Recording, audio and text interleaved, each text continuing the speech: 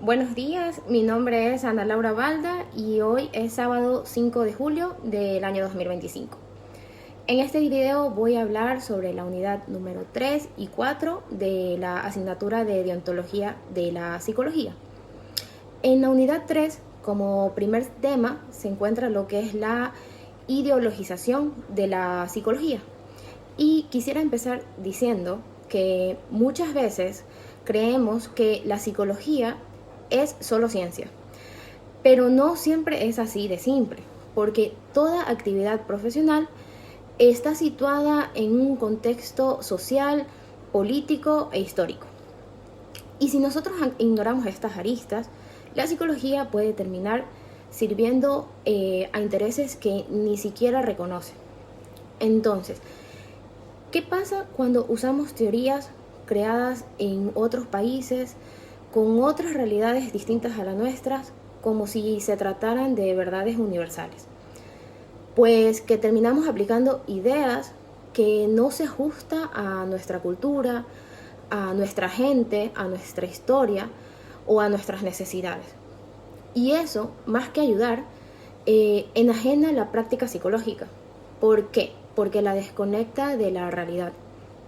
Entonces, ¿qué es la ideologización en psicología? Cuando la psicología actúa al servicio de intereses ocultos, como por ejemplo los de gobiernos, ya sea empresas o sistemas sociales que son injustos, sin ningún tipo de cuestionamiento, se convierte en una práctica ideologizada. A veces esto se hace sin intención, es decir, sin querer se encubre el sufrimiento con explicaciones técnicas o se individualiza el dolor que en realidad es colectivo. Esto puede llegar a pasar de dos formas.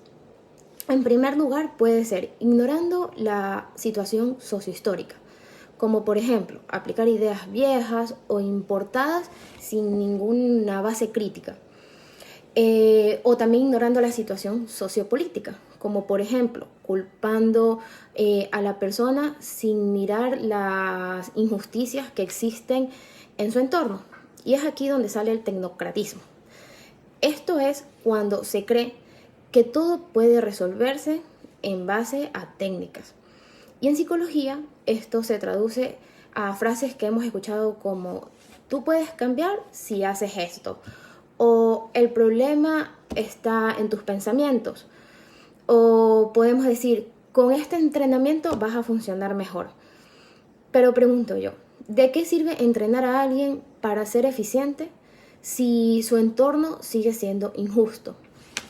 Y es por esto que Skinner, por ejemplo, proponía una sociedad donde el comportamiento esté totalmente controlado. Y esto sería como un sistema de ingeniería, es decir, que todo sea automatizado sin ningún fallo. Pero eso no es libertad, eso es doma, eso es una domesticación. La tecnocracia convierte al psicólogo en un técnico que ajusta personas para que encajen en el sistema. Y las personas que no encajamos somos vistos a veces como defectuosos. Además, se cree falsamente que los hechos son neutros, pero como decía Castilla del Pino, no hay juicio sin subjetividad. Hasta la forma de mirar un problema está cargada de los valores propios. También está lo que es el individualismo psicológico, que es otra gran ideología que parte de la idea de que los problemas están dentro de la persona, como si el entorno no tuviera nada que ver. Y en este caso se dice que la psicología es la ciencia de la conducta individual. Pero eso se ha usado para olvidar lo social, lo político, lo comunitario. Por ejemplo, una persona que vive con ansiedad porque está en un país nuevo, sin empleo, sin salud pública, con violencia. ¿Y qué se le dice a veces? Respira, medita, cambia tu actitud. Y esto por parte no es ayuda, es culpabilización disfrazada de bienestar. Además, este enfoque suele unir lo que es el individualismo con el hedonismo. Es decir, tú debes ser feliz, tú debes crecer, tú eres tu propio proyecto, y así es como normalizamos el narcisismo, la competencia, en vez de la solidaridad. Entonces, los intereses a los que ha servido históricamente la psicología es donde tenemos que hacer un análisis clave. Deleuze, un filósofo francés, decía que la psicología no solo ha cuestionado el sistema, sino que muchas veces ha servido para reforzarlo. Como por ejemplo, ha ayudado a seleccionar trabajadores en empresas, a medir productividad, a clasificar a las personas según su utilidad. También ha sido usada para adaptar a individuos al sistema y no a transformar ese sistema. Unos ejemplos concretos de esto son los test de aptitudes, que parecen medir habilidades, pero lo que en realidad clasifican son personas según lo que el mercado necesita en ese momento. El mensaje oculto es: ¿sirves o no sirves? También otro ejemplo es la sociometría de Moreno. Con psicodrama o sociodrama se intenta armonizar al grupo, pero sin tocar la estructura, o sea, lo estructural. Se libera a la persona dentro de los límites de este propio sistema. También otro ejemplo son los test de personalidad, es decir, dicen que no hay respuestas buenas ni malas, pero casi siempre premian a cierto perfil, al que es obediente, al que es estable, al que es optimista. Entonces, lo que buscan es conformidad, no diversidad. Las relaciones humanas en empresas no buscan cambiar las relaciones de poder, solo que el trabajador se sienta mejor, pero mientras nada en el entorno cambia.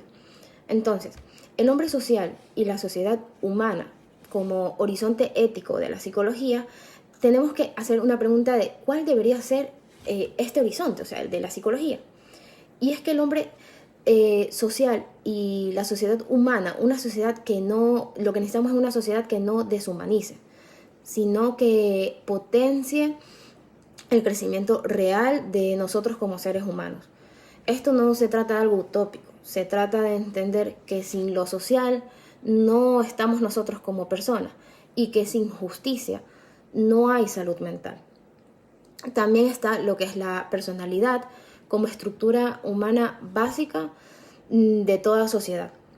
Cada sociedad ofrece un marco de posibilidades, pero esas posibilidades no son iguales para todas las personas. Esto depende mucho de la clase social, del género, de la etnia, de la historia. La personalidad entonces no es algo aislado, algo que se puede decir que es privado. Es una respuesta a ese marco social. Y el psicólogo debe entender eso para poder acompañar. Las estructuras sociales muchas veces moldean lo que es el psiquismo. Y si esas estructuras son injustas, el resultado muy probablemente también va a ser injusto. Entonces, ¿qué pasa cuando lo social es la estructura básica de la personalidad? Pues no todo depende del sistema, claro. Los individuos también pueden transformar su entorno, pero aquí hay que tener mucho cuidado. No caigamos en la trampa de pensar que el cambio solo depende de nuestra propia voluntad, porque eso también sería una ideología. Quiero decir que para que una sociedad funcione, necesita personas que crean en su propio sistema. Por eso, muchas veces el poder no se sostiene por represión, sino por el consentimiento.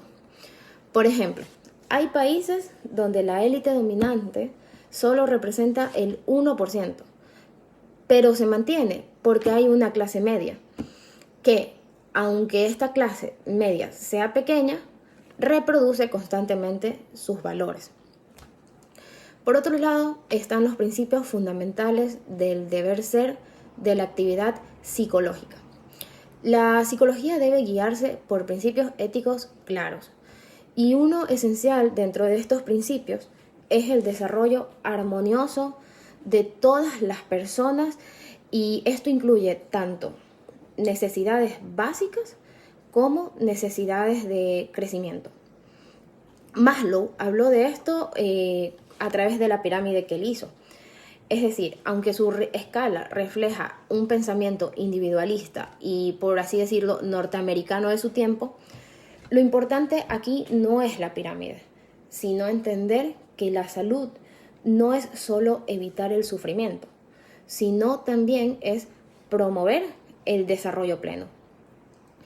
La educación social y la socialización histórica también nos dice que si nosotros queremos transformación, necesitamos educación, pero no cualquier educación, es decir, una que solo enseñe a repetir, sino que no enseñe a repetir, sino que se forme una conciencia crítica.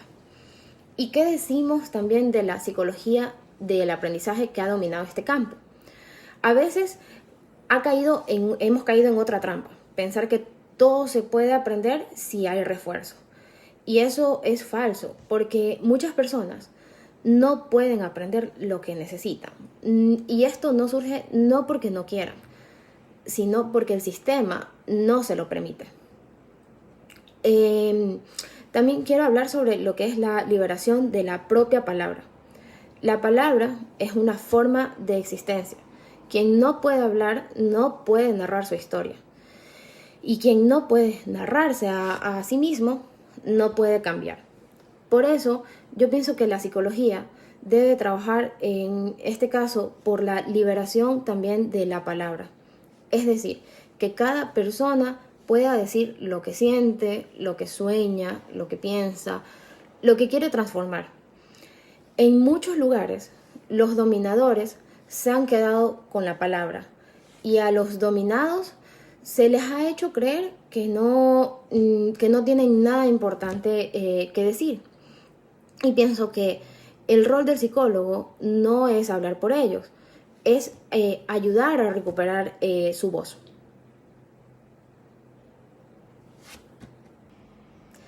Ahora hablaré de la unidad número 4 de la asignatura.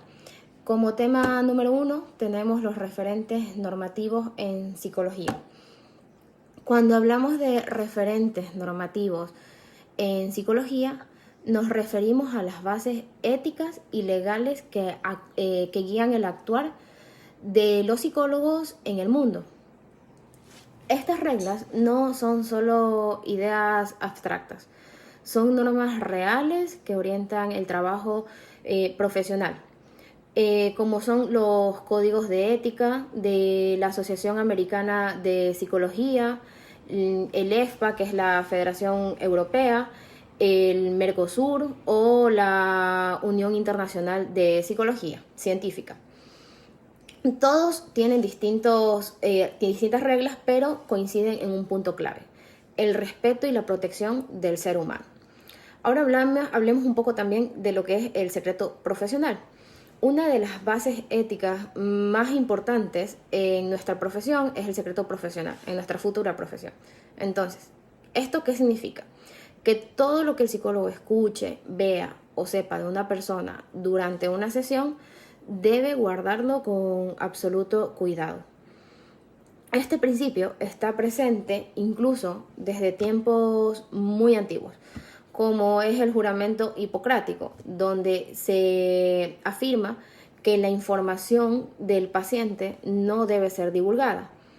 Y esto es lógico. Nadie contaría cosas íntimas si no sintiera la confianza de que lo que está diciendo va a ser protegido.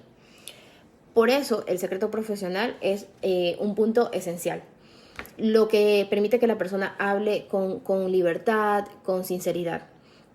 Si el psicólogo rompe ese secreto, no está traicionando la confianza del paciente, sino que también pone en riesgo la profesión entera. Porque pongámonos a imaginar que alguien piensa, si un psicólogo cuenta lo que yo le he contado, entonces todas las personas lo harán. Y es aquí donde se rompe la seguridad del servicio psicológico.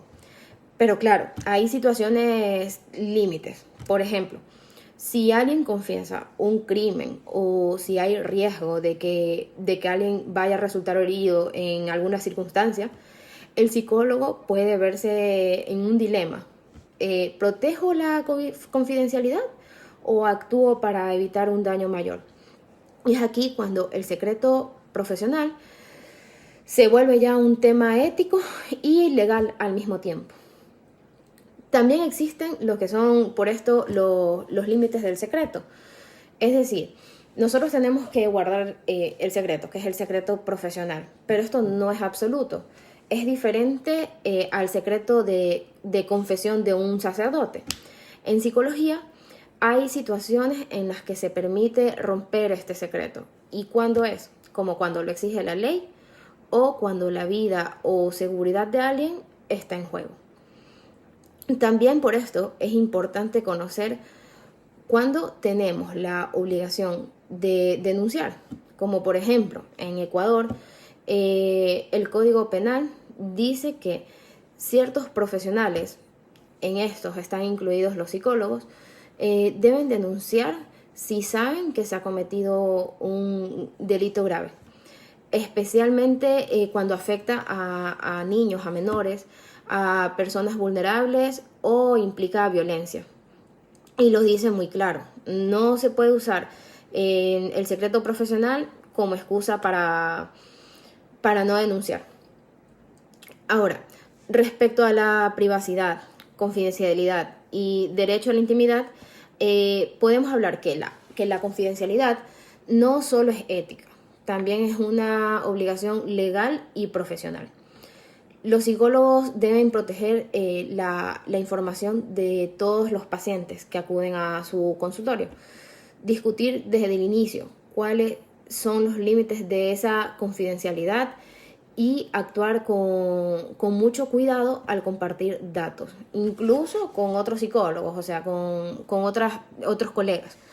Solo en ciertos casos se puede revelar información sin permiso, como por ejemplo, cuando se necesita proteger al paciente o a otras personas, o si se requiere para una consulta profesional. Aún así, debe compartirse solo lo justo y necesario. Pasando a otro tema, quiero hablar de las faltas nacidas de la violación de los derechos de los usuarios de los servicios psicológicos. Cuando un psicólogo no respeta los derechos del paciente, está cometiendo faltas éticas muy graves. Uno de estos derechos son el derecho de autonomía. Esto quiere decir que toda persona tiene derecho a decidir libremente sobre su vida y su tratamiento.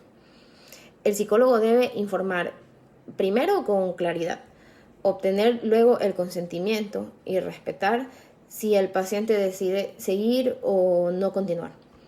También está lo que es el derecho a la beneficencia y no maleficencia. Se trata de buscar el mayor beneficio posible al paciente.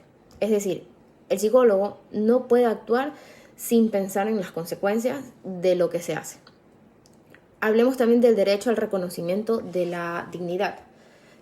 Y esto dice que cada persona debe ser tratada como un ser único y no como un objeto de estudio. Nadie debe ser desvalorizado o etiquetado de manera injusta. También está el derecho a la honra y al buen nombre. El psicólogo no puede difundir información falsa o que dañe la reputación de su paciente. Está el derecho a la igualdad y a la equidad, que es aquí donde todos deben ser tratados con justicia y sin discriminación alguna. El derecho a la información veraz dice que el paciente tiene derecho a saber qué se le va a hacer, por qué y para qué. No se puede ocultar información importante en ningún momento. Y hablemos también del derecho a la intimidad. Nadie debe ser forzado a compartir cosas personales si estas cosas no están relacionadas con lo que es la intervención psicológica.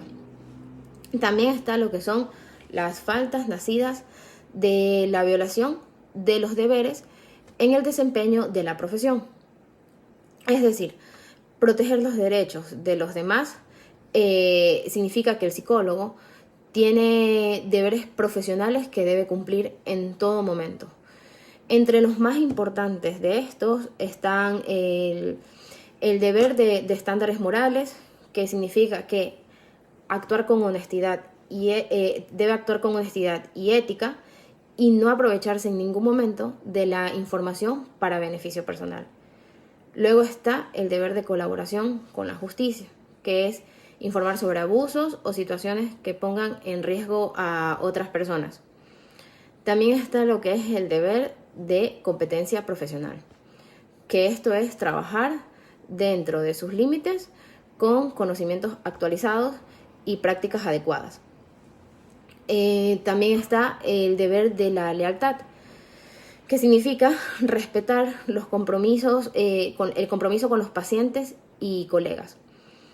El deber de prudencia, pensar bien antes de actuar, evitar hacer daño y tomar decisiones bien fundamentadas. También está lo que es el deber de responsabilidad profesional, que aquí es donde debemos justificar las decisiones, mantener los registros adecuados y seguir las normas vigentes.